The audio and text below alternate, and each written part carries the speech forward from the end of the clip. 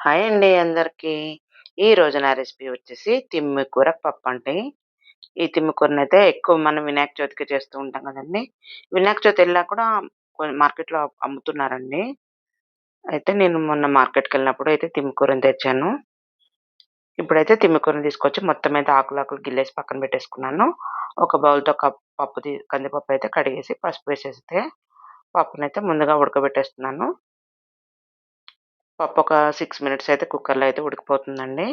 పప్పు ఉడికాక తీసి పక్కన పెట్టేసుకొని, ఇప్పుడు కళాయి పెట్టుకొని, కొంచెం నూనె వేసుకొని, ఒక 4 పచ్చిమిర్చి, ఒక చిన్న ఉల్లిగడ్డ కట్ చేసి వేసేసి, అవి వేగాక ఇప్పుడైతే ఈ తిమ్మికూరని కడిగేసి, ఈ ఈ తాలింపులో ఈ నూనెలో అయితే వేసేస్తున్నాను. వేసేసి తిమ్మికూరని కూడా నూనెలో బాగా వేగనివ్వాలండి. మొత్తం ఒకసారి కలిపేసుకొని మూత పెట్టుకున్నాను. ఇలా కలుపుకుంటూ నూనెలో ఈ ఆకునైతే మంచిగా మెత్తగా ఉడకనివ్వాలి. ఇప్పుడైతే ఉప్పైతే వేసాను ఒక స్పూన్నర. మరి తక్కువైతే తర్వాత వేసుకోవచ్చు. కొంచెం ఒక స్పూన్ అయితే కారం గూడా వేసాను. వేసేసి అన్నీ కలిపేసి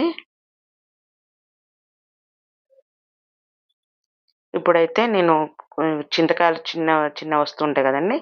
ఆ చింతకాయలనైతే మిక్సీ పట్టేసి వేసాను. ఒక స్పూన్ అయితే వేసాను. ఈ చింతకాయ ఇది ఈ తిమ్మికూరలో వేయడం పప్పులో వేయడం వల్ల చాలా టేస్టీగా ఉంటుందండి పప్పు. ఒక స్పూన్ అయితే వేసాను నేను. వేసేసి కొంచెం వాటర్ అయితే వేసేసి బాగా ఉడకనిచ్చాను. అది ఉడికిపోయింది. ఇప్పుడు పప్పయితే కుక్కర్ మూత తీసేసి, ఈ ఆకునైతే ఈ పప్పులో అయితే వేసేసాను. వేసి కలిపాను. కొంచెం చిక్కగా అయింది కాబట్టి కొంచెం వాటర్ అయితే వేసాను. మనం ఎంత పలచగా తింటే పలచగా చేసుకోవచ్చు. లేకపోతే అలాగైనా ఉంచేసుకోవచ్చు. కొంచెం మళ్ళీ ఒక స్పూన్ కారము, ఉప్పు చూసుకొని ఉప్పు కూడా వేసేసాను. మనం ఎంత కారం తింటామో అంత వేసుకోవచ్చండి. మేము కొంచెం కారం ఎక్కువనే తింటాం కాబట్టి కారం అయితే వేసాను. కొద్దిసేపు ఉడకనిచ్చేసి ఇంగ పప్పునైతే పక్కన పెట్టేసాను. ఇప్పుడు తాలింపు వేసుకుందాము. నూనె వేసి ఎల్లిపాయలు, ఎండుమిర్చి, కరివేపాకు, ఆవాలు, జీలకర్ర, పసుపు వేసేసి ఇవన్నీ వేగనివ్వాలి. ఇవన్నీ బాగా వేగాక ఇప్పుడైతే ఇంగువ గూడా కొంచెం వేసేసుకొని ఈ తాలింపుని ఇంగువ వేసేసి ఒకసారి కలిపేసి తాలింపుని పప్పులో వేసేసుకోవడమే. పప్పులో వేసేసి ఒకసారి కలిపేసుకుంటే అయిపోతుంది. రెడీ అయిపోతుంది పప్పు. చాలా టేస్టీగా ఉంటుందండి. ఇలా మీరు కూడా ఒకసారి ట్రై చేసి చూడండి.